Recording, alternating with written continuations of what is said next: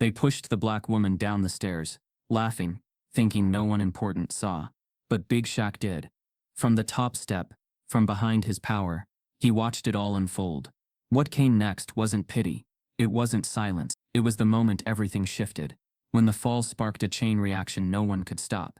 Because in a world built on who's seen and who's ignored, one brutal push turned the whole game upside down. Before we deep dive into this interesting story, subscribe to our channel, and tell us where are you watching from. Share in the comments below. The morning sun spills across the city of Atlanta, like a slow melody, each golden beam, a gentle stroke on brick and pavement. There's a steady hum in the air, the whir of buses, the distant murmur of conversations, the subtle rhythm of footsteps on sidewalks. It's a day like any other, yet it pulses with quiet intensity. In this bustle there's a rhythm shaped by unspoken stories. Mothers balancing grocery bags, an elderly man pausing to watch a leaf fall, teenagers clustering at a corner waiting for breakfast trucks. The city is alive, and in its muted energy, the individual burdens of Angelenos, silence, hope, fear dance invisibly among the crowd. Shaquille O'Neal walks these streets with a calm that could fill stadiums. His gait is unhurried, yet there's a presence about him that shifts the space he moves through. People recognize him. Eyes widen, heads tilt. But he's not here for cameras or applause. He's here because this city shaped him. As a philanthropist and mentor, he spends time among those whose voices are often unheard. He listens more than he speaks. He sees more than he's seen. To the casual observer, he's a gentle giant, unforgettable by stature, unforgettable by gentleness. He walks past coffee stands and corner stores, the scent of sweet pastries mingling with faint exhaust fumes. A group of kids cluster around a basketball, their laughter stabbing the urban hush like bright notes. They play with a battered ball that's lost its color but not its spirit. Shaq pauses, nods without a word, glancing at the faded lines of their makeshift court. His gaze is knowing, not pity, but respect for their joy in a world that often forgets to shine. He continues, carefully stepping over cracks that mirror the fractures of a city built on stories she'd rather not tell. Atlanta's pulse is steady, but underneath lies a current of strain. A city carrying its past alongside its promise. Shaq feels it in the air, in the eyes of passers-by who wear hope like a fragile coat. They're waiting for change, for healing, for something to shift. In the hush there's a weight. Shaq doesn't advertise it, but he carries history on his shoulders. The legacy of racism, of broken systems, of dreams that have splintered on the stairs of neglect. He's lived enough of it to understand that power isn't in muscle. It's in memory. And so he treads softly, deliberately. He knows the city's scars are fresh, even when time has tried to soften them. He comes to a crosswalk where a mother guides her daughter by the hand. The little girl's eyes are bright, curious. She tugs gently, like she can't wait to show Shaq something. He offers a smile, brief and sincere, acknowledging the girl and the mother, acknowledging their everyday fight to keep dreams alive. In that moment, expectation glistens in the little girl's eyes, a glimmer of a world where giants are kind giants, where hope is not a privilege but a shared inheritance. As Shaq moves on, the afternoon sun warms the city further. The sidewalk's sentiment shifts.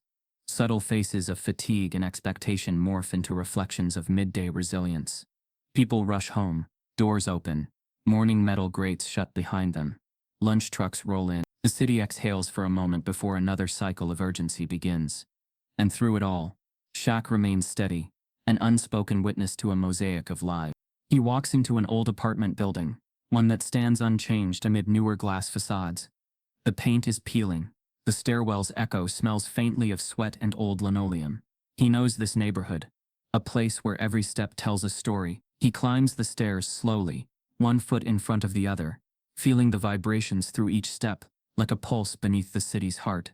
With every landing he senses the echo of memory, joy, fear, anger, dreams deferred. He stops. The silence here is more pronounced, deeper. A quiet storm gathering. Shaq stands at the halfway point, breathing even, observing the hallway. The door at the end is half open. A rush of cool air escapes from within. Something is off. He tightens his jaw. He's not here for heroism, not in the grand dramatic sense. He's here because he heard something that should not have been heard, witnessed something that should not have taken place. That stirring in his chest is not fear, but anticipation, an unspoken promise that he will be present. Not loud, not triumphant, but unwavering. He folds his hands behind him and leans just enough to peer inside.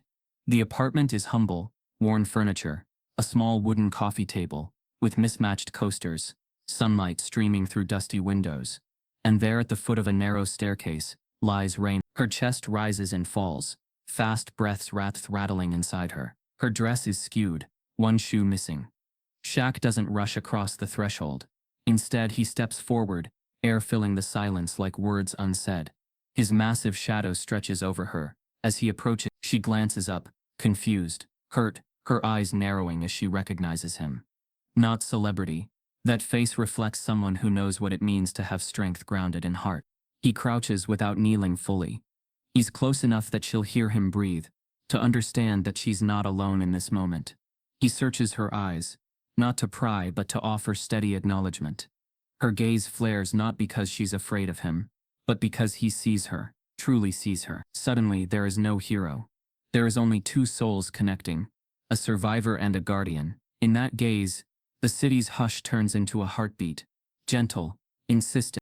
He holds back questions. Instead, he simply signals her with his presence, phone in hand, a whisper of help resting at his fingertips. But she shakes her head. She doesn't want to call. Not yet. She pushes herself up with effort, and Shaq is beside her, not carrying her, but walking with her. The staircase they descend together is shallow, not heroic, but resolute. Every step a quiet agreement that what happened can't define her, that the city notices that someone can. They exit the building back into the warm glare of afternoon. The air tastes of possibility, mixed with phosphate from the sidewalk. Shaq releases his breath the way a choir nails the final note. Behind them, the city holds its breath. No horns, no sirens, just life resuming around them, aware now of the echo that once stirred beneath the surface. As they part ways, Shaq turning back toward the streets, Raina toward her uncertain path. There is acknowledgement without words. The morning shifted. The silence thickened and lightened at once, carrying the promise of the day's unfolding mosaic. In the hush of the city, today began. Morning light filters through the broken windows of the old Burroughs apartments, slicing the dusty air into golden streams. The building stands as a relic, its facade scored by time and neglect. Shaq's footsteps echo on the sidewalk as he approaches, his eyes drawn to the stairwell entrance halfway up the block. He halts, instinct sharpening, and tilts his head toward the muted noise leaking from within. A thud, a gasp. It's at once threatening and fragile, a sound that doesn't belong in this calm morning. He takes a breath, squaring his shoulders. It isn't the kind of sound that demands brute force. It demands awareness. And Shaq, a man built from stories of triumph and hardship, understands awareness better than most. So he doesn't charge through the door. Instead, he steps inside quietly, letting the dimness of the hall engulf him. The walls are lined with old flyers, peeling paint, and the faint aroma of stale cleaning solution. His eyes scan the scene. At the end of the corridor, the stairwell lands shimmer in sunlight. But something's wrong. There's a ripple of tension in the air, like the last page of a sad letter. He sees her then, a woman of deep dignity, silhouette folded at the foot of the stairs. Her name. He doesn't know it yet, but her presence declares it. She wears a simple but elegant dress, its hem brushing the floor even as she stoops. One shoe is missing, the other is tucked under her. Her hand rests on the stair edge, fingers curved as if clutching memories of ascent. Her body trembles. Her breath stutters.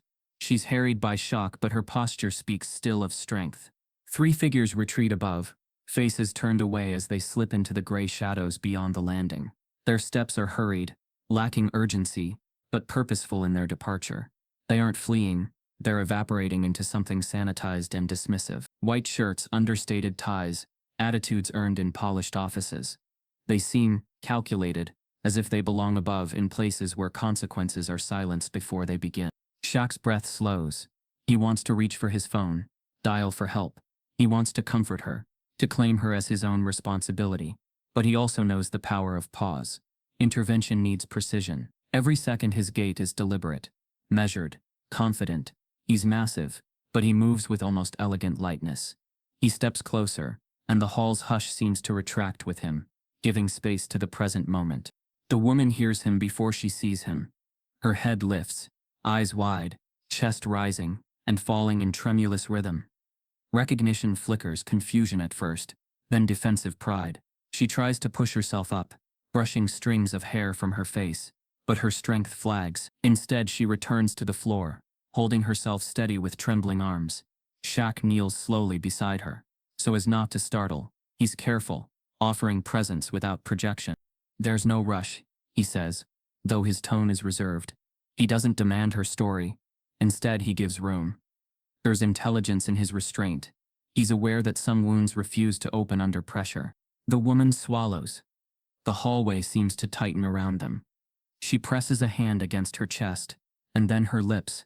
She is clearly shaken, not because she's frail, but because she refuses to let this define her. Pride anchors her upright.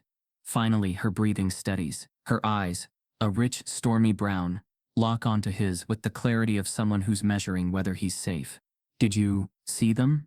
Shaq's voice is low, quiet, the kind of sound that says, "I'm here, I'm steady." She nods once, sharply, as though the motion will eject every trace of that moment from her bones. "They came down then," she whispers. "They didn't say a word." She pauses. "I think they just wanted to scare me." Her words are clipped, calm yet fraying. She presses her lips together and swallows again, speaking more to herself than to him. Shaq nods gently. He refrains from asking her name. He isn't building a case. He's building trust. He reaches forward with a single hand, palm up. She looks at it, startled at first. Space offered, but not demanded. After a long moment, she places her hand in his. Her skin is warm and a bit damp. His grip is firm, but gentle. He helps her rise. Her elbow rests on his arm. They are two unlikely allies who share an unspoken understanding, vulnerability bound by presence. She steadies herself, slowly pulling the hem of her dress over her upper thighs to cover scraped skin. Shaq's eyes flicker to her leg. No visible blood, but discoloration, an ugly bloom of trauma beneath cloth. She inhales more deeply, and he senses her bracing against pain that's deeper than the flesh.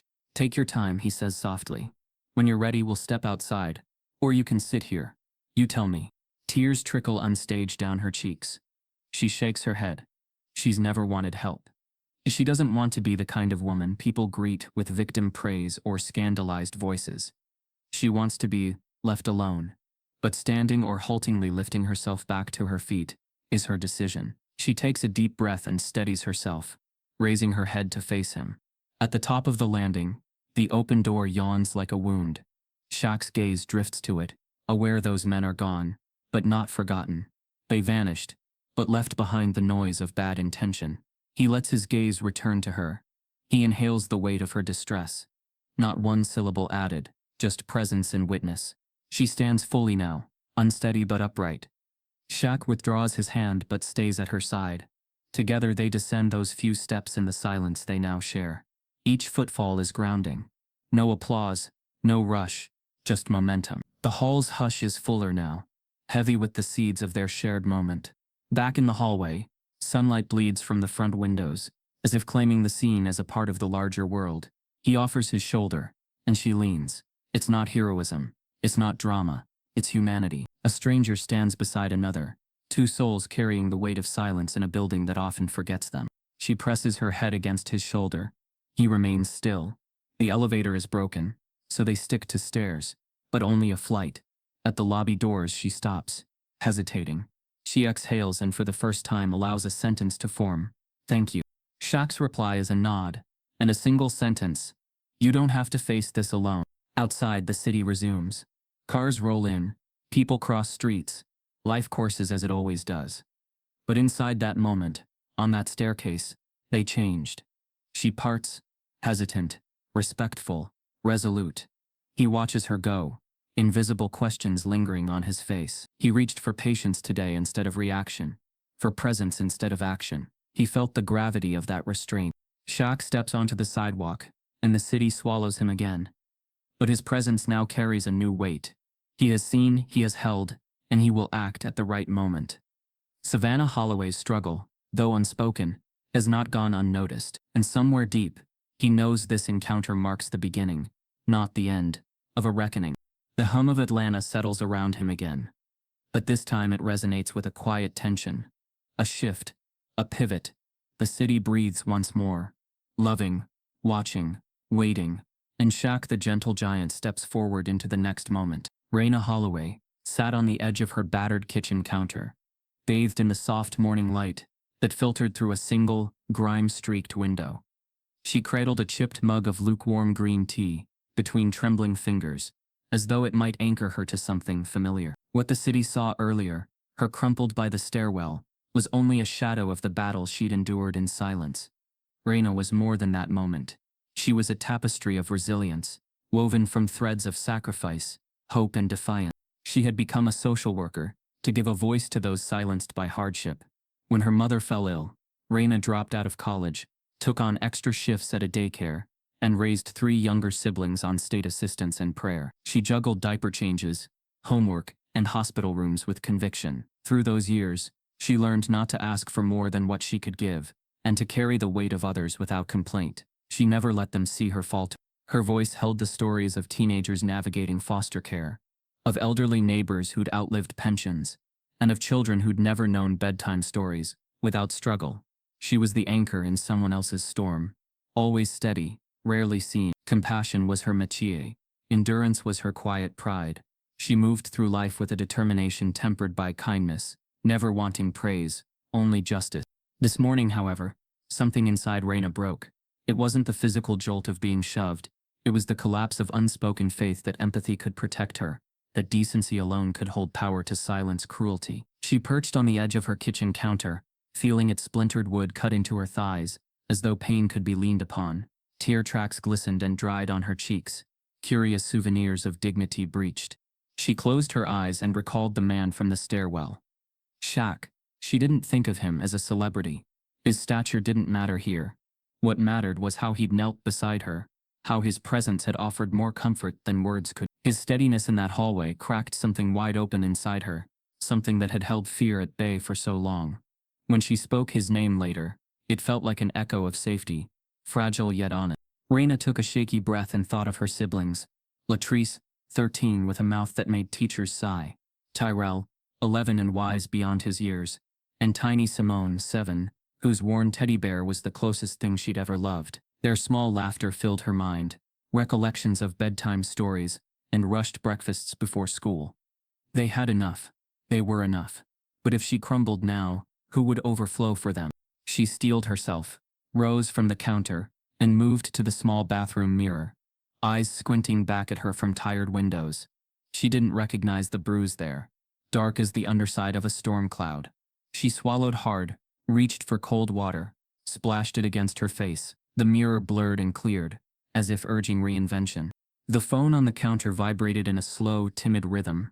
Messages from coworkers asking where she was, text from kids checking in, and one unread notification from Shaq. Thinking of you.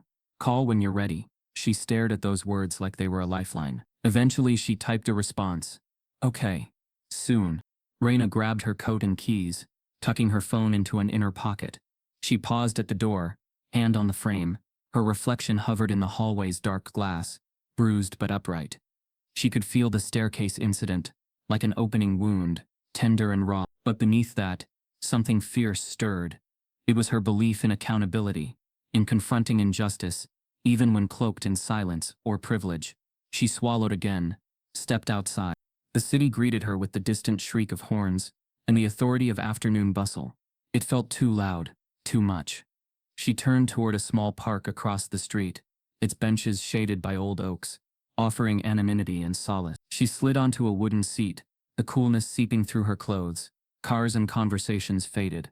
As she closed her eyes, centering herself, the city had demanded much from her already. Today she would decide what she could still give. Time passed without notice until Shaq appeared down the pathway. Distant in the park's sunlight, an unassailable presence bearing no rush, no audit. He stopped a few feet away and nodded, the gesture carrying an unspoken apology for what happened, and gratitude for what she'd endured. She stood to face him, and neither spoke at first. Language would come later. For now there was just understanding. He offered his arm, and this time she accepted it, without hesitation. They walked with purpose, two unlikely companions bound by witness. He didn't ask what happened. He let her own pace guide the conversation. Words were slow to come, but steady. She told him the staircase was supposed to be routine, walking to clear her head, minding her own business. But the men were there, hidden behind hardened facades and assumption. They tried to intimidate. She tried to ignore them. Their shove was a reminder that her dignity could be violated in public without apology. Shaq listened quietly, nodding at intervals, absorbing every pause and detail. He didn't offer reassurances. He didn't make promises he couldn't keep. Instead, he said, "You have every right to expect safe steps." His voice was calm, carrying weight beyond words. The breeze stirred around them, as though the city itself had leaned in to hear. Students passed near the scene, young faces straining with ambition, unaware of the world's undercurrents. A father held his toddler's hand nearby, explaining traffic rules. Raina and Shaq stood as reminders that not everything was secure. Justice wasn't automatic. Dignity wasn't guaranteed. As the sun arced overhead, they reached a clearing of sunlight where the bench waited. Raina sank into it, handbag dropping to her lap. She exhaled deeply, exhaling fear, anger, and everything in between. Shaq sat beside her, shoulders relaxed, presence more valuable than platitudes. The park around them thrummed with ordinary life, dogs barking, wings of pigeons taking flight. Distant laughter. Layered beneath that was fatigue, efforts to move forward, leave past shadows behind. But here they were, one woman holding fractured dignity in a public space, and another man whose history of overcoming caricatured expectations lent him authority without arrogance. Raina turned to him. "I don't want to be protected. I want to be known," she said quietly. It was a confession and a challenge. Shaq nodded, unspeaking. He touched her arm gently. His giant hand felt human-sized in this moment, balanced, supportive. "Then you'll be known," he replied. His voice was steady, a vow stitched into the fabric of their shared witness. They stayed there for a while in silence, two survivors of different worlds, bound by resilience. As time gave way to mid-afternoon shadows, Raina and Shaq rose together. She put her shoe back on, tying the laces with care. He offered to walk her home, or to the station, but she shook her head. She could walk. This fall wouldn't break her daily rhythm. Shaq walked her to the sidewalk, then paused. He folded his hands behind his back. "Whatever you need," he said. "I'm here." Raina blinked away the last of her tears. She managed a small, resolute smile, the kind that precedes action. "Thank you," she whispered.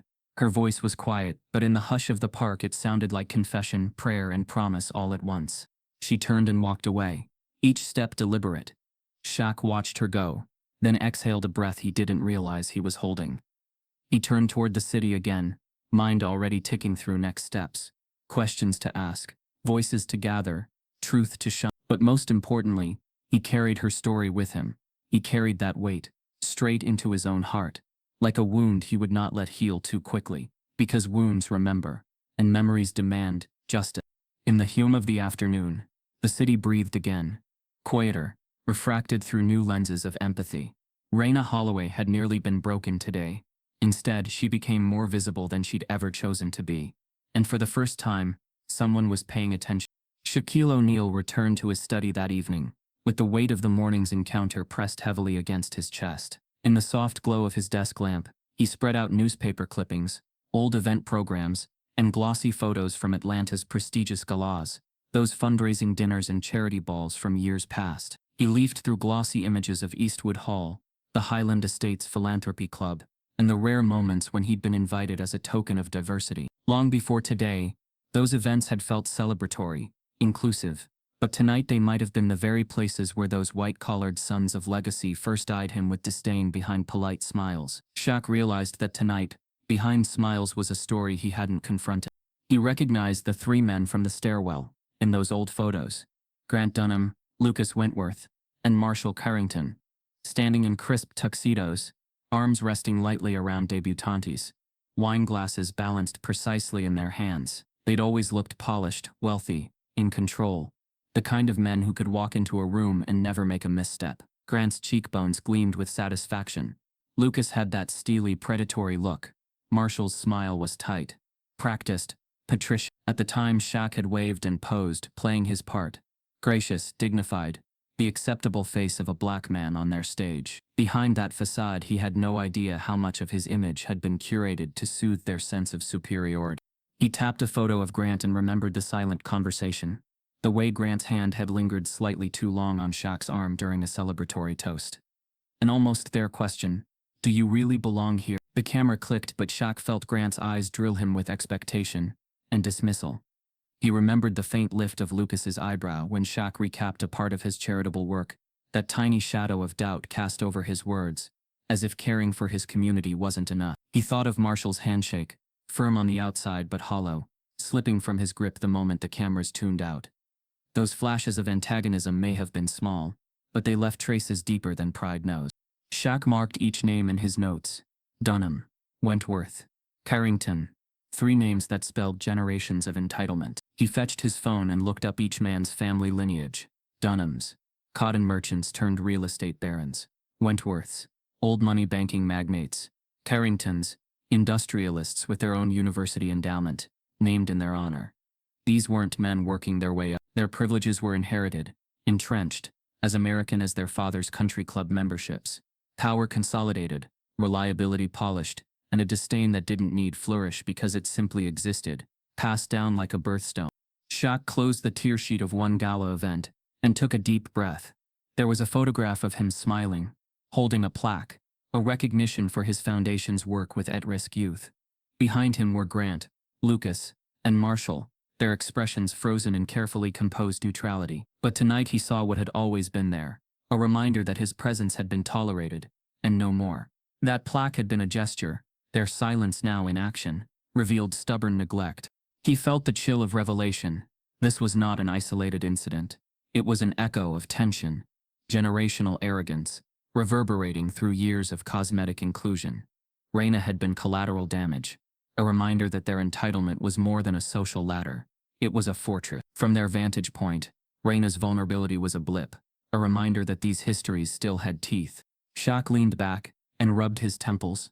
He thought how often he'd been labeled the exception, that polite compliment that cuts deeper than any insult.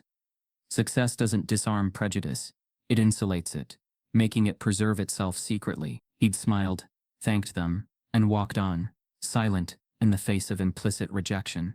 Tonight, he would carry that silence no more. He clicked open his contacts.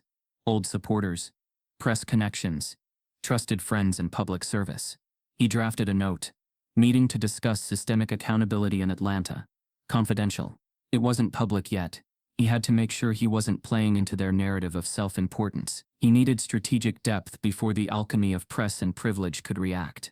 The next day he started at the stairwell, where he and Raina had parted, and took photos.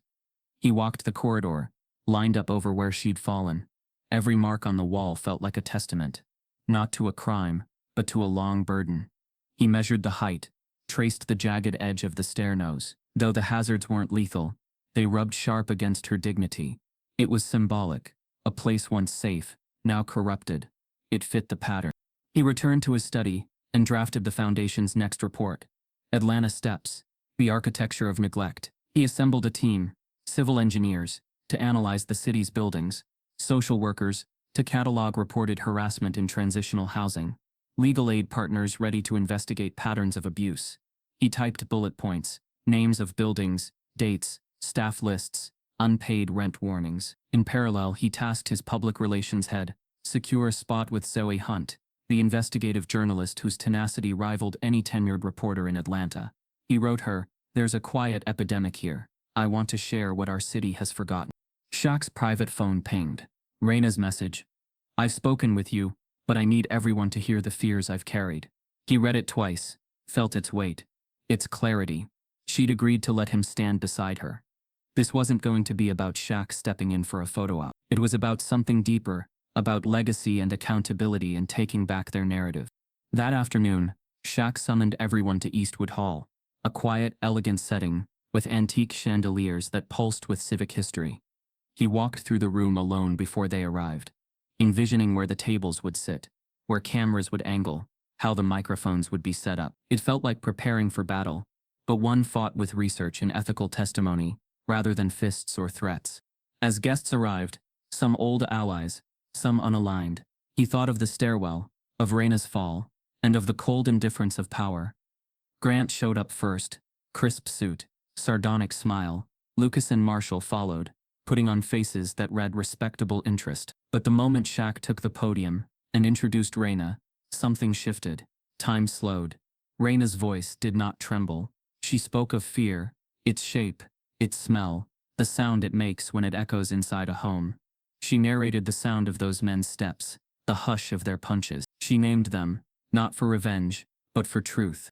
Shaq watched from the side of the stage, proud but wary. These were his ghosts of old power, and tonight he'd force them into the light. Grant's jaw clenched during questions.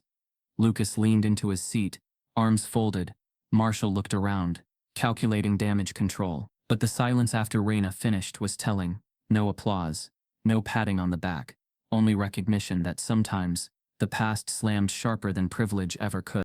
That night, Shaq sat in his study again, lights low, adrenaline fizzing in his veins. He'd done more than memorialize a stumble on a stair. He'd unveiled a rot that began with entitlement and grew under its silence. The men of old money would have their PR side spin, claim he'd manipulated the event, that she was guided, that his narrative masks something anti-heroic. But he'd planted seeds that grew from truth. He'd activated legal investigators, given press permission to dig. He'd connected Raina with networks she'd never known. She had. They were in motion.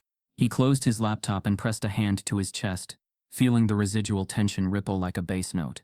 These ghosts of old power, whether Grant Dunham's calm facade, Lucas Wentworth's poker face, or Marshall Carrington's reserved politeness, were now unnoticed. They'd realized that power unchallenged corrodes justice, and justice, when raised by those they'd overlooked, refused to remain silent.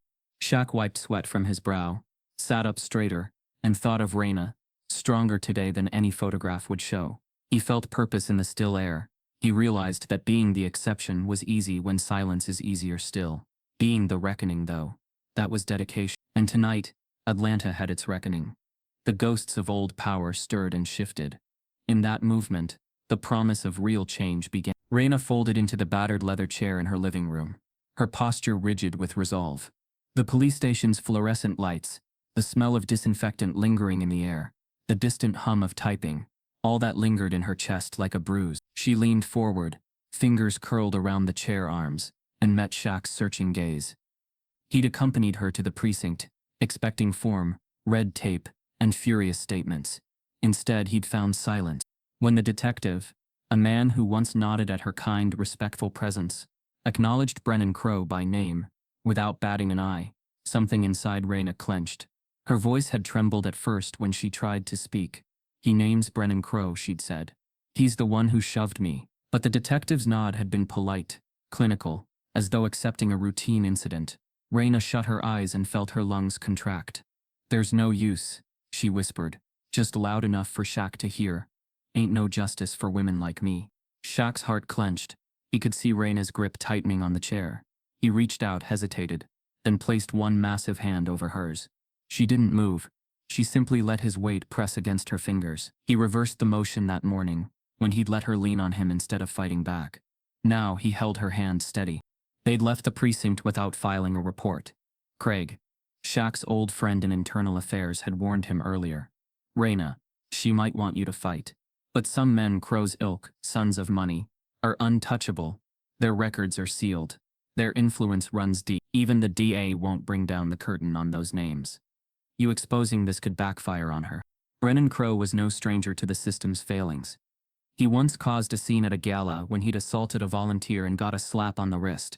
He had a sealed record of assault and harassment. Add to that the weight of his family's network in the city's institutions. Legal, economic, social, and the situation became suffocating. Shaq sat on the couch next to Raina, their shoulders almost touching. Her tears had stopped, but the corner of her lip quivered. She leaned into the leather, face pale against its crumpled edge. "That's why they walk free," she said, "because the world believes their pedigree outweighs my pain." Shaq exhaled, slow and deliberate. The truth in her words bore down. These were not just men with money. They were men whose lineage operated as armor. He remembered watching her descend those stairs earlier, no one rushing to help but him. In that moment, he felt his own silence weighing heavier than any doubt. He knew that speaking out meant inviting retaliation from men armed with influence and goodwill in their pockets.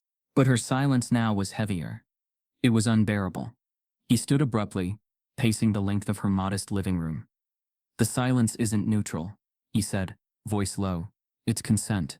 Our silence, yours or mine, feeds that. Reyna, people like Crow know the rules. They know they won't be stopped because no law breaks for them. But justice isn't a law. They built the rules. We redefine it. Reyna watched, her eyes raw. I thought leaving it behind would heal me, she replied. But it's haunting every step. Shaq paused mid-step. Downcast, he closed his eyes for a long moment. Then, with sudden clarity, he began pulling his phone from his pocket. He tapped through contacts, exiting the police echo chamber. He dialed Zoe Hunt, the investigative reporter he'd contacted the other night, heart pounding as he placed the call. When the phone clicked through, he spoke with measured calm. Zoe, it's Shaq. I need Reyna's story told. I want it investigated thoroughly, from Crow's sealed record to any pattern of abuse in residential spaces. This isn't celebrity smear. It's a structural issue. She's willing, but only if it's done right. He handed Reyna the phone. Her fingers trembled, pressing the bright green call button. Zoe's voice came through, warm, professional, determined. Ms. Hunt, Reyna began. Her voice cracked but stayed firm. She spoke carefully, recounting her fall, the men's faceless retreat, the indifference of the system. Every word was soaked in fatigue and pent-up anger. Shaq watched her, both pained and proud. Zoe asked follow-up questions about Crow's identity, the other men, any witnesses. Reyna answered, fumbling at times, but relentless in her detail. Her tone shifted from quiet accusation to clarifying defiance. She sensed Zoe's interest was not exploitative. It was diligent, incisive. There was safety in that professionalism. It offered something the precinct hadn't: validation. When the call ended, Zoe promised thorough coverage. We'll explore the sealed record. We'll find patterns. We'll show you're not alone. Shaq felt Reyna exhale. She sank back briefly, staring at her mug. The tea had gone cold. She didn't seem to care anymore. Reyna wiped her eyes and met his gaze. If I'm being made visible now, let me stand tall. Shaq nodded. He slid closer, gentle. We stand together. His voice trembled, breaking instinctively, deservedly, under the weight of shared resolve. The afternoon sunlight through the blinds cast long shadows across the floor. They sat in silence for a moment, letting it settle, fall, and still. Later, Shaq gathered materials, medical notes, the sealed record of Crow retrieved by Zoe's team, logs from interviews. He arranged an evidence file. Each item, an appointment record, a witness statement, was a marker. Resistance in print. He added his own notes. Possible patterns at similar housing units. Social worker vulnerability exposed. Each line a ripple echoing beyond their two-person stand. He placed the file on Reyna's coffee table silently. She stared at it. Small stacks of paper, careful markings, footnotes. It was evidence, yes, but more than that, it was a monument to her courage. The moment reflected in her eyes, reflecting back in his. Round wages of tired justice, incandescent with something new. He took the file and they left together, crossing the street into a coffee shop. Their unspoken protocol, shared mission, not grandstand. Shaq placed the file on the table between them and signaled Reyna to speak first. She spoke softly, but each word carried weight. I spoke less about my pain today, she said, and more about why they felt entitled. It isn't just what happened to me, it's what they thought they could do. Shaq nodded, signaling approval. Their conversation shifted to strategy, what Zoe needed, what legal teams could build, which witnesses to approach next. It wasn't simple. It would be a slow dismantling of privilege. They both understood that. Reyna talked about friends, other women who had considered reporting but walked away. Their silence wouldn't be their fate. Shaq noted names, numbers. He promised help, not pity, not force, but action. They stepped out into late afternoon light, feeling the engine of movement under their feet. Reyna zipped up her coat and stared down the street. Shaq anticipated the questions. Are you scared? He didn't ask. He just offered redirection. You're brave. She paused before answering. I'm angry, she said finally. But I'm not afraid. Shaq watched her chin lift. He felt the steam of dignity rising from her. He offered his arm, not to shelter her, but to walk alongside as an equal. She accepted. Together they merged into the city, a pair visibly aligned on a mission. Not to shatter lives, but to correct systems. They moved with purpose, breaking the unwritten laws of silence that protected the powerful by default. Reina's refusal to follow protocol catalyzed something far greater. An emerging alliance between a city legend and a survivor. A message was being sent, not with fury, but with intention. Racism and privilege are not neutral ground. Justice is not optional. And though Crow's name still carried weight, tonight it carried fear, because it was no longer spoken in hushed tones. It was exposed. It was being challenged. And Reina, once defined by silence, would now be remembered for speaking truth. They parted at News and Oak Street, exchanging nods, no promise of easy victory, but promise of steadfast determination. Reina descended into a bus crowd, and Shaq watched her go. The sidewalks hummed with life. They were no longer two separate existences in one city. They were co-authors of its next chapter, one that would hold its ghosts accountable. Late one evening, Shaq steps into an unassuming diner on Peachtree Street. Its neon sign flickers softly in the twilight, but inside it's warm and welcoming. Mismatched tables, linoleum floor, and the hum of a few late-night stragglers, janitors unwinding after shifts, cooks wiping counters, cashiers debriefing behind espresso machines. Everyone knows each other here. No cameras, no public inspection, just stories and quiet connections. This is where Shaq begins to tap into what he calls the Whisper Network, an underground constellation of those who witness more than any official record or news column ever could. He takes a corner seat at the counter. The cook Jamal, a heavy-set man with careful eyes, slides over a coffee before Shaq even orders. He doesn't ask questions. He just listens for the invitation. Shaq lays out a few simple words. Reina, staircase, 3 men. Jamal nods slowly, eyes narrowing at the mention of one name, Crow. He cleans his hands thoroughly, then leans in. I saw it too, he says quietly. A uniformed day cleaner comes by. Alma hears the name. Pauses. Suddenly there's a rhythm. Others taking small gulps of air, as if waiting for permission to speak. One by one, quietly and carefully, accounts emerge. A black single mother, doing laundry in the building's basement, recounts how Crow had barged in late one evening, insisted she move, shoving her aside without apology. She never went back downstairs alone. A school bus monitor in another sector, a soft-spoken older woman, recalls overhearing Crow on her route. He mocked her accent, threatened retaliation if she reported him. These weren't felony shoves, no broken bones, but they were blows that echo. Human blows that cut deeper than bare fists. Each story is a small crack in the privilege that shields him. Shaq watches faces. Every tip is delivered in hushed tones.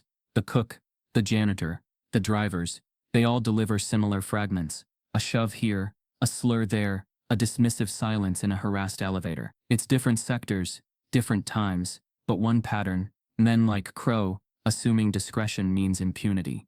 The network grows quietly, an unpaid detective squad working under neon diner light. Days later, Shaq sits in a rented office space at the edge of town. The walls are bare, the furniture sparse. He maps the stories, building them into lines and clusters. He labels them. Basement harassment. April 2024. Laundry room intimidation. October 2023. Elevator humiliation. July 20. He draws arrows toward Crow, Dunham, Wentworth, Carrington. The board looks like a map of buried scars. Beneath the chart, index cards record each witness and time.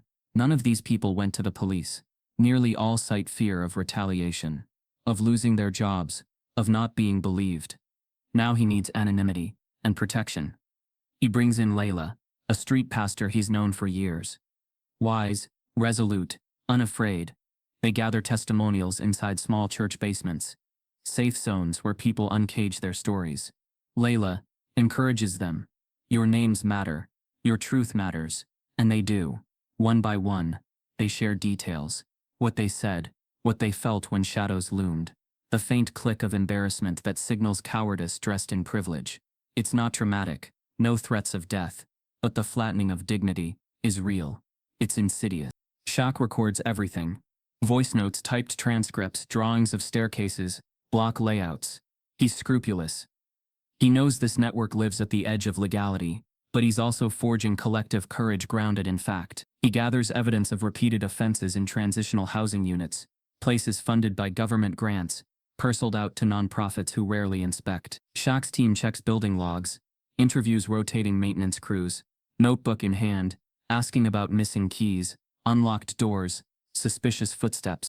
As the network grows, a picture emerges that goes beyond Reina, revealing racialized entitlement.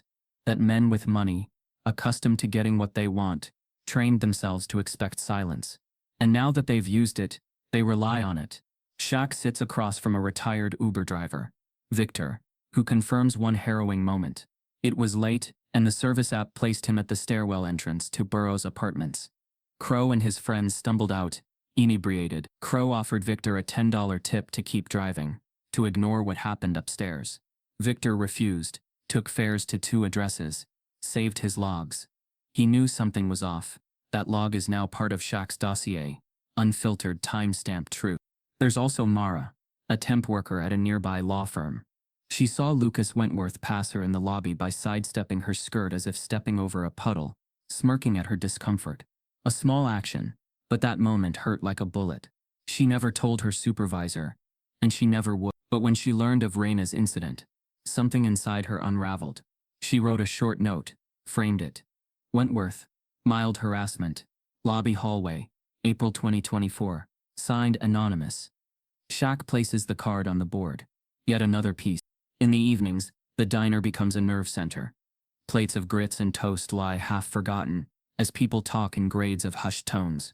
Shaq listens, transcribes, shakes hands in gratitude, offers coffee. At times the cook's young son, playful and curious, skirts between tables. He doesn't interrupt.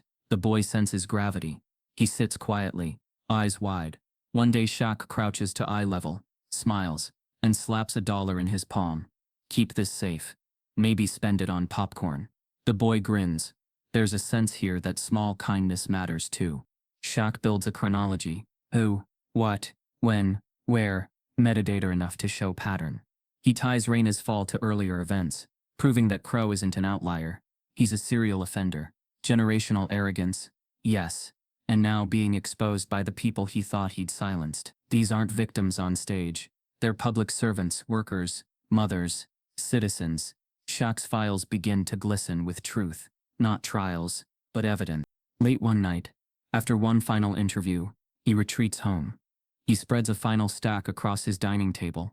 Dossiers from the diner, transcripts from the pastor's office, Uber logs, anonymous letters, a fragile patchwork quilt of unheard stories. All he needs now is one voice bold enough to bind them into a narrative that can't be ignored. His phone buzzes. Reina's name appears. She writes, "I'm ready when you are." Shaq leans back in his chair and exhales. The shadows of Atlanta's power brokers, those ghosts of old money, are now caught in a constellation of people they never thought would speak. Those janitors and cooks, Uber drivers and temp assistants, they saw, they remember, and they're telling. Tomorrow, the light they cast together may tilt the scales. Not with fury, not with bluster, with undeniable evidence, with collective truth gathered from the margins. Justice, when raised from the ground up, has more power than any inherited privilege. And tonight, those whose lives were shadows are becoming the witnesses. They are no longer unseen. Shaquille O'Neal stood at the top of the grand staircase in Eastwood Hall, its crystal chandelier casting fractured light across polished marble. This was no ordinary gala. It was a calculated stage, an architectural trap designed to unmask privilege under a spotlight they couldn't refuse. The room hummed with polite chatter, the clink of glasses, the rustle of evening gowns. Among the guests were Grant Dunham, Lucas Wentworth, Marshall Carrington and Brennan Crow, each flanked by well-heeled spouses, parents and lawyers. Cameras, some overt, others hidden, circulated, like quiet spies. Shaq walked the perimeter, acknowledging old donors and community leaders, but his eyes searched for reaction. The men exchanged nods, practiced smiles, dismissive in their composure. They saw him as the evening's token hero, black, famous, philanthropic. But tonight, that role would shift. The moment Reina took the stage, everything would pivot. Lights dimmed. Spotlights found Shaq, and he gestured subtly to the projection screen behind him. The audience hushed. A hush measured, controlled. Shaq introduced the gala's purpose: to support safe housing reforms. His tone was gracious, genuine, but the room felt the undercurrent. Accountability.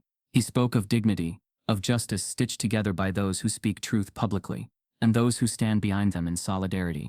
Then Reyna appeared. Elegant, steely, but without fanfare. She stood in front of the projection. Shaq stepped aside. No applause, just the soft click of anticipation. Reyna opened her mouth and began to speak. She didn't recount the shove. She painted a portrait of fear, humiliation, the echo of footsteps on gray stairs. She spoke of Brennan Crow's hand on her shoulder, of Grant's dismissive gaze, of Lucas's smirk that evening in that stairwell, Marshall's silence in the hallway, as though witnessing but unconcerned. The lighting softened, focusing on her face, no haze, no glorification, just truth under illumination. As she concluded, the lights shifted, one by one. Staff members, janitors, cooks, Uber drivers, temp workers, stepped forward from the crowd. No podium, no highlight reels, just ordinary people in business attire, casual jackets. They stood behind Reyna. One carried an audio recorder, another an envelope, another a slip of paper. Shaq watched as the crowd digested the unexpected witnesses. Grant's jaw tightened. Lucas's posture stiffened. Marshall swallowed slowly. Brennan Crow glared defiantly, until Reyna pressed a button. A clip crackled through hidden speakers. "You know she can't report us," Brennan's voice said, leveled quietly, yet clear enough. Laughter followed. Soft, cruel. The room exhaled. The men winced. Cameras fluttered to life. Flashbulbs drowned their facades in strobing light. The soundbite weapons-grade vulnerability shrunk their influence instantly. A hush swallowed the room. Reyna, Shaq and the witnesses remained still, unyielding. The men shifted, but there was no roar of defense, no dramatic denial. Only tension, stretched thin beneath the weight of collective witness. Grant shifted on his feet. Lucas cleared his throat. His smirk fell away, replaced with shock. Marshall began to speak, but stopped. The silence was heavier than any speech they could deliver. Journalists scribbled. Guests leaned forward. The age-old unwritten code: protect the powerful fractured. Shaq advanced toward the men, his presence calm but undeniable. "This is your moment," he said softly, loud enough for the front row. "You can acknowledge the pain you caused, or let the record speak." Crow shook his head, stepping back. Crow's wife paled. Grant's wife looked away. Lucas's associates shifted. Marshall swallowed, eyes darting. No one spoke. The trap had snapped shut. The image of them in tuxedos, wealthy and distant, now stood in juxtaposition with whispered testimonies and undeniable audio proof. Then, unexpected, Brennan's wife stepped forward. Not to defend him, but to reclaim dignity. She looked at Reyna. Tears glistened in her eyes.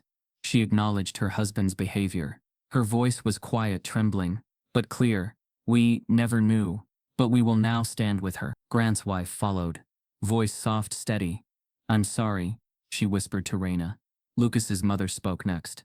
"I didn't know, but I will learn." Marshall's sister, uninvited, yet present, added, "I'm ashamed, and I will act." The room shifted. Whispers rippled through. Cameras buzzed. Reporters leaned forward. The men remained frozen, stripped of defense, their privileges stunned by the show of solidarity against them. The trap of light had done its work, showcasing truth, elevating collective courage, isolating those who believed they were untouchable. Shaq returned to the podium. His voice flowed steady. "This evening shows how power, when uncritiqued, becomes violence. But when ordinary voices rise together, light becomes accountability." The gala moved into subdued applause, but the mood was changed. Shadow had encountered exposure, and exposure, unlike force, reshaped everything. As the event dispersed, journalists rushed to Reyna, cameras to Shaq, whispers to wives and mothers. The men of old money exited quietly. Their usual entourage partners held back. No shouting, no protest, just retreat into disquiet. Later, in a quiet corridor behind stagecraft and chandeliers, Shaq found Reyna. She looked drained, but determined.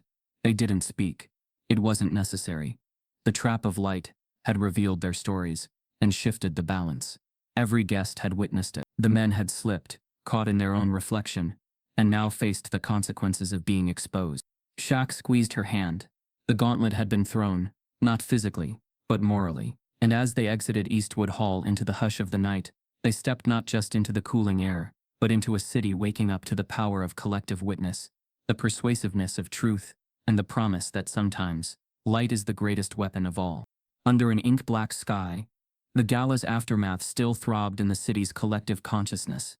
Shaq and Raina had parted outside Eastwood Hall, with silent pride, knowing they'd shifted narratives.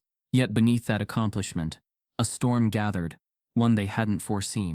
It happened just as reporters began to disperse. A single explosion ripped through the quiet tension, erupting from the gala's valet station.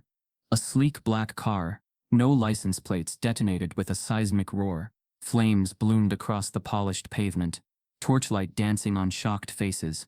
The night metastasized into chaos. Guests rushed back into the lobby. Security surged. Screams cut into the air.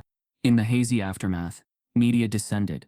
Flashlights, camera grips, audio jacks, all pointing at Shaq as he blocked photographers from running toward the fire, his towering figure half silhouetted in the inferno's blaze. Within minutes, swirling rumors took shape. Big Shaq had orchestrated the blast, a twist on his well-measured trap of truth. The narrative flipped. Headlines exploded in kind. Shaq's intimidation backfires. Gala terror, O'Neal's shadow suspected. Philanthropist or menace. Across social media, hashtags raged. Shaq explode. Gala bomb. Justice or jihad. Raina's name was also dragged through the mud. Screenshots of her address, home photos, even details of her siblings' schools were leaked. Doxing, masked as investigation but laced with intimidation. Comments claimed she'd fabricated the attack video, that Shaq had coerced witnesses. Privileged sons wrote angry tweets, claiming they were the victims of a public smear. Their PR teams unleashed statements lamenting unfair character assassination.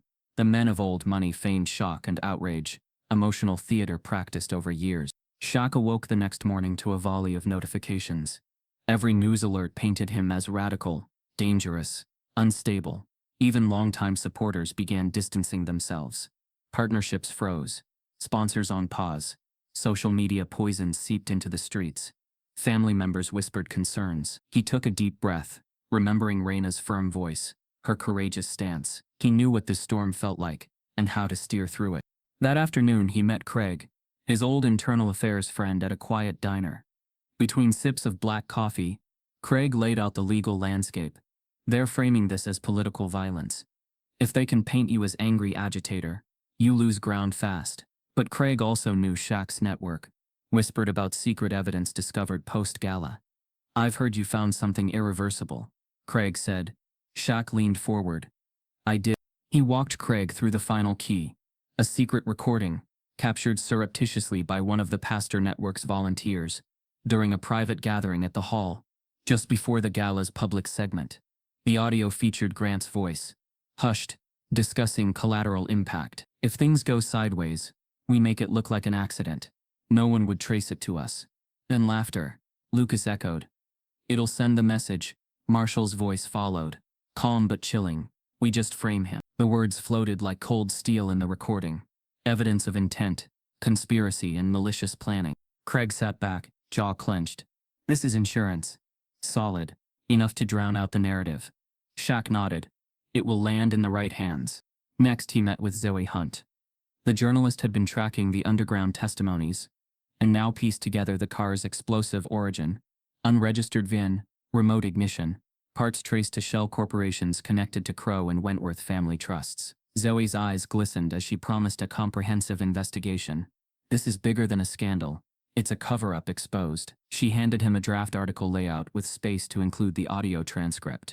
Back at home, Shaq watched the social media storm break new ground. Commenters called him a domestic terrorist, others a hero unafraid to disrupt the status quo. Amid the chaos, Raina messaged, "Are you okay?" He replied, "Better than them." She fired back, "This is their panic speaking. Don't back down." In the following days, Shaq controlled the narrative. He released public statements. Fear isn't a charity.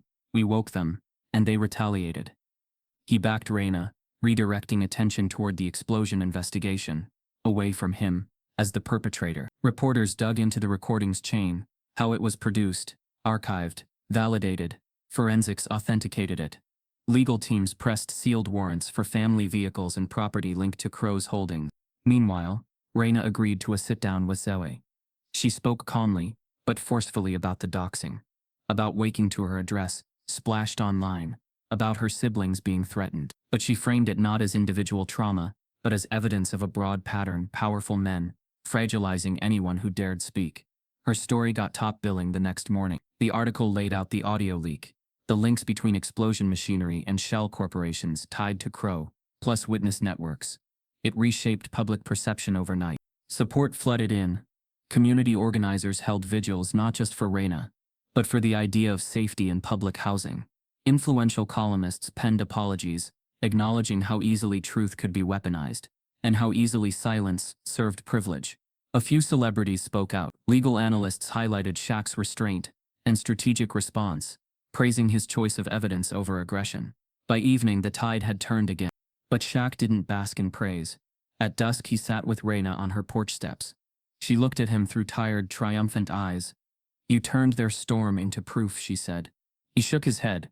"We turned injustice into a spotlight." She leaned forward. "What matters is no one will look at you the same way again, either as a threat or a hero." He paused. The weight of her words tracked in his chest. He reached out, holding her hand. "I hope they remember why it mattered," he whispered. She nodded. "Just don't let them bury the voices." He squeezed her hand. In that touch lay solidarity, strategy, and shared burden. The explosion had been intended to silence. Instead, it awakened a deeper truth, and forced confession. The men of old money were now in the crosshairs, not Shaq. Their privilege had come with a hidden manual for retaliation, and that manual was revealed. What happened in those shadows, under hush-hush channels, surfaced as exposed, undeniable intent. The storm had turned, and while the gale still roared outside, the axis had shifted. They weren't fighting perception anymore. They were shaping history. Shaquille O'Neal sat in the soft lamplight of his study late that night, the weight of the secret recording pressing against his chest. He traced the edges of the digital audio file. Grant Dunham's hushed admission, Lucas Wentworth's calculating slur, Marshall Carrington's final phrase, "We just frame him," and realized this was more than evidence. This was a reckoning, a turning point where truth met confrontation, stripped of theatrics and bravado. It needed to land where it could not be bought or buried. He chose Mara Flores, a young investigative reporter at a national news outlet, because she had a history of exposing corporate misdeeds and a reputation for integrity. She was raised by a single mother who'd worked 2 jobs to keep food on the table, while Mara pursued a journalism scholarship. Shaq believed if anyone would center this story on human dignity, it was her. At 6 a.m. he delivered a secure message, recording linked, "Let's talk." By 8 a.m., they met in a small, unbranded conference room at Mara's office. Shaq presented the audio file on encrypted playback, transcripts in hand, labels of corroborating witness testimony, date, location. She listened intently, silent until the recording ended. There was no cheer, just the quiet click of her pen against paper. "I'll take it," she said softly. "This is bigger than any smear campaign. It's structural violence." Her voice was steady, rooted in her own past struggles, and a deep empathy for Reina's story. She asked about backing documentation, the Uber logs, the Whisper Network affidavits, Shell Corporation trails. Shaq laid them out methodically, like laying bricks to build a foundation no one could knock over. By noon, Mara's story was live, a full exposé titled "Framed by Privilege." It named the suspects, detailed their family trusts, featured transcripts from the recording, and wove in the voices of janitors, cooks, Uber drivers, and Reina herself. It highlighted the bombing attack and the coordinated smear campaign against Shaq and Reina. The narrative was unflinching and precise. No exaggeration, no melodrama, just facts that spoke loudly. Social media exploded, but this time sympathy surged rather than hate. Hashtags like "Truth over Privilege," "Stand with Reina," "Big Shaq Integrity" trended. Influencers posted clips from the investigation. A former prosecutor tweeted, "This is how justice starts, with documentation, courage, and voices who won't remain silent." A survivor of workplace violence posted, "Your story, Reina, gave me courage to report years later." Across platforms, Reina's humility and Shaq's strategy became a moment of national reckoning, not a celebrity spectacle. Traditional media outlets picked up the thread. Morning shows featured panels of legal analysts, sociologists, and victim advocates. Wall Street Journal ran an op-ed on the new power of grassroots journalism. Broadcast networks re-aired audio clips, credited carefully. Overnight, Reina became a symbol of collective action. Shaq, a case study in intentional activism, not confrontation. Meanwhile, Raina sat in the newsroom for an on-camera interview with Mara. Her expression was clear, determined, yet vulnerable. She spoke of silence as a luxury the powerful take for granted. How public housing can be a place of fear cloaked in quiet stigma. She explained that her story wasn't an isolated incident, but part of systemic disregard toward survivors who speak out. The interview's final moments were muted. No applause, no cheering, just Raina looking directly at the camera, her voice soft and unwavering as she thanked the city for believing her. The fallout among the accused was swift. Their PR frontmen scrambled to present excuses, but journalists paired each excuse with the date-stamped evidence. Donors pulled funding from family foundations. The banks that held Wentworth and Dunham trust accounts sent compliance auditors. The IRS launched inquiries into undisclosed financial circuits associated with Carrington's real estate acquisitions. Their world of quiet entitlement began cracking. On social media, comments shifted. Privilege began to see accountability, not from protest, not from celebrity, but from structured truth. Advocacy groups reposted the story and rallied calls for housing reform and protections for women in transitional housing. Senators pledged to investigate. A bill was proposed to make audio-recorded testimony admissible in certain harassment investigations. Raina's story became blueprint. Shaq watched the news with Raina in his living room. The flames of the car bomb, the hidden cameras, the recording, all were now joined by a legal cascade. The men had issued a statement, admitting no wrongdoing, and the public response mocked them. They had attempted obfuscation and partial blame. Their dismissal rang hollow next to the evidence. The men were moving from denial to demure apologies. Raina reached for Shaq's hand. He placed his massive palm over hers, gentle, supportive. They exchanged a look, one filled with years of unspoken sorrow now turning toward action. She squeezed his hand. "We did this together," she said. He nodded. "But you did it first." In the days that followed, emails from victims landed in the newsroom's tip jar. They spoke of intimidation. Older women who feared speaking until Raina did. Others who named similar men across the country. Mara's network spread this evidence repository to partner organizations protecting survivors. The Whisper network bloomed publicly. An online candlelight vigil was held for victims everywhere. It was attended virtually by thousands, wearing digital candles in solidarity. Shaq hosted a live stream, not to promote himself, but to amplify survivor voices and raise funds for safe housing initiatives. The reckoning was underway. It wasn't theatrical. It wasn't violent. It was factual, intentional, deeply human. A story nurtured by the marginalized, anchored by truth, lifted by a celebrity who refused to play into stereotypes of spectacle and conflict. Shaq and Raina appeared together once more. On a local stage for a non-profit event, he introduced her. She spoke of shared responsibility, community accountability, and hope beyond silence. He spoke of power's responsibility to illuminate, not intimidate. They weren't hero and victim, they were co-authors of change. As the lights dimmed and the auditorium applauded, the weight of their journey settled between them. It began with a shove, an unsaid silence, an explosion meant to fear them. And it culminated in undeniable truth, shared witness, and a nation listening. America had stopped scrolling. It had paused. It had listened. And for once, America believed. In the wake of the viral expose, change unfolds like sunrise, inevitable and irrevocable. Within days, each of the accused men, Grant Dunham, Lucas Wentworth, Marshall Carrington, and Brennan Crowe, is placed on administrative leave at their respective foundations, country clubs, and business agencies. Their handlers spin statements about taking time to address ongoing allegations and cooperating with internal reviews, but everyone hears the unspoken refrain: accountability is coming. Investigations begin at Thrum, civil rights offices, non-profit boards, and housing authorities, all open inquiries. Witnesses lined up to speak. Lawyers review evidence. The murmur of justice turns to determined voice. Meanwhile, Raina receives an avalanche of anonymous letters and messages. These missives arrive via mail and digital apps. Handwritten notes on lined paper. Emails with subject lines like "You were heard," "Thank you for giving me life again," and "Keep standing." Women ranging from recent college graduates to retirees share stories of intimidation, microaggressions, and quiet silencing. Some thank her for inspiring them to leave abusive jobs. Others send symbolic tokens, candles, self-help books, stapled printed article. The outpouring isn't performative. It's the pulse of a community waking up. One letter arrives daily. A baby pink envelope with no return address, containing one phrase repeated on each card. Your stand gave me voice. Raina tucks them into a small wooden box on her dresser. She places the latest note inside, closes the lid, and breathes, a small ritual of acknowledgement and hope. Shaq, on the other hand, steps away from the media. He declines interviews. He skips gala invitations. His public presence dims. Instead, he pops into community centers unannounced.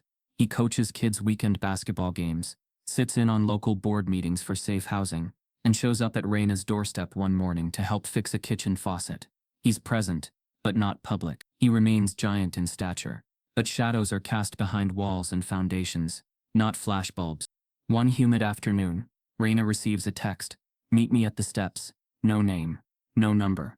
She recognizes the phrase and steps out into the warm sunlight. At the stairwell in Burroughs' apartments, the original site of her shove, she sees Shaq standing a few feet back, leaning into the railing comfortably. He nods. She ascends slowly, each step taken deliberately. The staircase, once a place of pain, now hosts a quiet ritual of progress. She reaches the top, places one hand on the railing, and turns to face the courtyard below. Cars hum, kids play, birds sing. The day feels ordinary, but their moment is anything but. Shaq watches her, not centrally, but as a silent guardian, the mutated grandeur of a humble staircase behind her, a world in motion ahead. She inhales, steady. Raina speaks, not to him, but to a presence molded by community voices. This place tried to break me, she begins, voice steady, projecting into the heat-hazed afternoon, but it became where I chose to stand. Her words catch on the summer air, carried down to benches and windows. A few residents pause to listen, sensing significance without spectacle. She continues, referencing the letters she's collected. To every woman who thought she was alone, you're not. Your courage lives here. She pauses, glancing at Shaq. He nods. She exudes clarity, dignity in action, not confrontation. A pause expands, suspended. Then she adds, this isn't about one moment. It's about a lifelong journey to demand respect, to hold power accountable, to make spaces safe, because we choose to. Her words land small ripples, managing to remain impactful in silence. Shaq steps forward, not to overshadow but to stand beside her. He raises a hand to quiet the small gathering, neighbors, journalists, and residents who've strolled over. He says simply, what you see is two people, bound by community, demanding equity, not for spotlight, but for tomorrow. That justice isn't an event, it's a promise. It's walks like this, letters, conversations, stories shared. He reaches into a bag and pulls out a stack of pamphlets, resources for housing rights, mental health lines, community assistance hotlines. He distributes them to the gathered crowd. Raina matches him, fingerprints on pamphlet after pamphlet in front of small residents who need this more than headlines. Afterward, Shaq and Raina stand together at the foot of the steps, quietly triumphant. Shaq smiles and places his hand gently on her shoulder, a gesture of partnership, not protection. She leans slightly into him, but her posture remains upright. They look out at their city, its ordinary rhythm, everyday sun and hum of possibility. As the crowd disperses, Raina folds up pamphlets. She tucks them in a small tote. She glances at Shaq. This is just the beginning, she said. He nods and replies, and we'll keep showing up. Not as icons, but as people who refuse to walk away. They descend the steps together. At the bottom, Raina pauses again, refusing to fade. She looks at Shaq and says, see you at the next one? He grins. Every step. They walk down the sidewalk side by side, their shadows merging behind them. Silent, grounded, determined. The city hums around them, unknowing which giant casts heat-proof shade that day, which woman's voice carries farther than any microphone. And as the camera lens turns away, we leave them, stepping into the soft glow of their quiet ripple, the beginning of a justice that demands follow-through, and the promise that they'll still be there, walking it, step by step. If this story moved you, don't scroll past it. Share it, speak on it, challenge what's hidden in plain sight. Every unheard voice needs someone to stand beside it. The next time silence shows up in your world, choose to be the one who doesn't walk away.